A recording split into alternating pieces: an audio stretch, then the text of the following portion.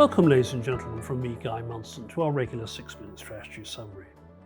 In this session, I'm going to reflect on the extraordinary performance of asset prices right back to the eve of COVID almost 2 years ago, and try to understand what this means for future asset allocation.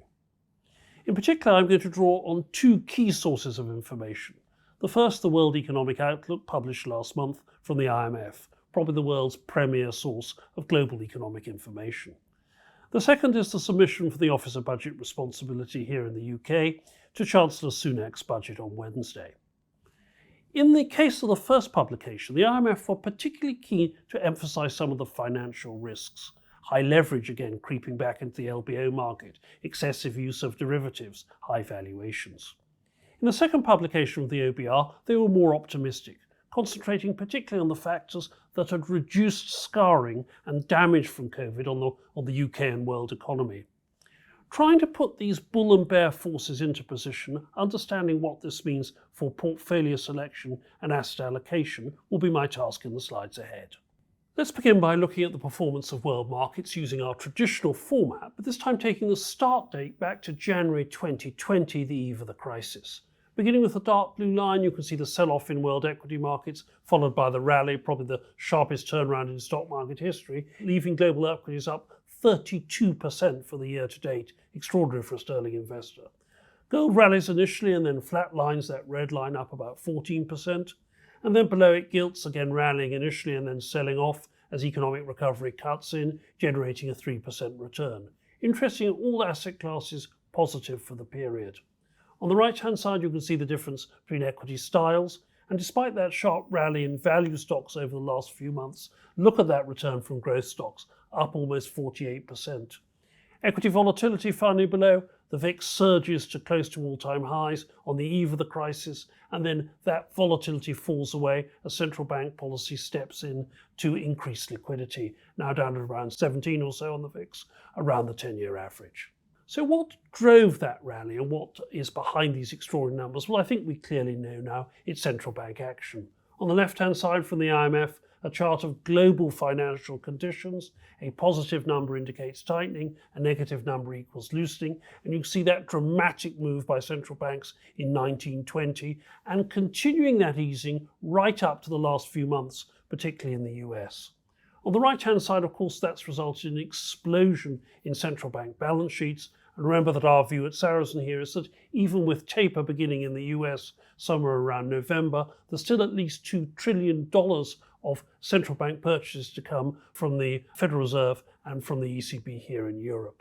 The second factor I think that's contributed to these better numbers was illustrated by the Office of Budget Responsibility and was referred to by Chancellor Sunak at Wednesday's UK budget. Here he talked about the reduction in pandemic-related scarring assumptions, this idea that there would be permanent damage done to consumer and corporate behaviour by the crisis. In fact, those numbers turn out to be a lot better than we dared hope for. We've seen less capital shallowing, companies have invested more strongly than we expected. Total factor productivity, that's productivity, is better than expected. Perhaps some of those weaker firms closing contributed to that. And of course, unemployment per the population number is far better than we had dared hoped. You can see on the right the OBR forecasts. The Bank of England is even more optimistic.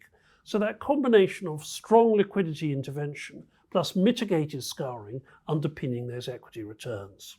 Well, the question for all of us, though, is how much of that is now in the price? And I worry a little bit about valuations as we look at the market ahead. On the left-hand side, I've shown the large cap index 1 year forward, contributed by FactSet, the PE ratio. And you can see at the eve of the crisis, we were trading round about 15.5 times. That rose to round about 25 times as earnings collapsed, and then rallied down to 19 times as the earnings numbers came back.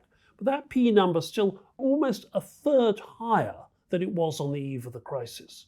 If you split down by country, you see the extraordinary expansion in US valuations, yes, mitigated a little bit recently by earnings numbers, but still at 22 times forward, 18 times for the euro area.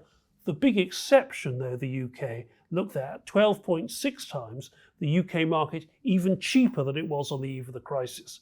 Now, a lot of that is Brexit and capital flows, and is possibly an opportunity, but markets more widely expensive. Secondly, as we go into COP26 next week, I'm worried a little bit about the scale of the climate changes and what the unintended consequences could be. I show here nationally determined contributions, that's plans already filed with the UN, and you can see those broadly take us on that yellow line trajectory path for global greenhouse gases. But look how much more ambitious we've got to be to get to a 2 centigrade target or even a 1.5 centigrade target.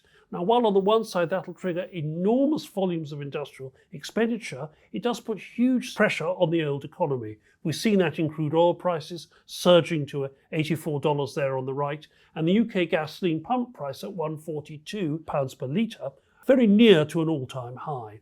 So I worry about the disruptive effects of climate change coming through more aggressively.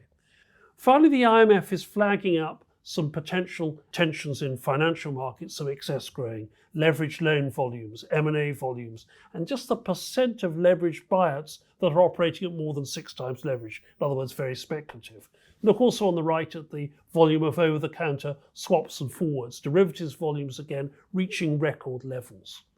So put this together, and while we're happy with a modest overweight in equities in portfolios, we are concerned about the construction of that. We're emphasising cash flow rich companies, quality companies, and particularly those with a robust climate performance. That's meant we've been a little bit behind indices which have been driven by materials, energy and cyclical stocks.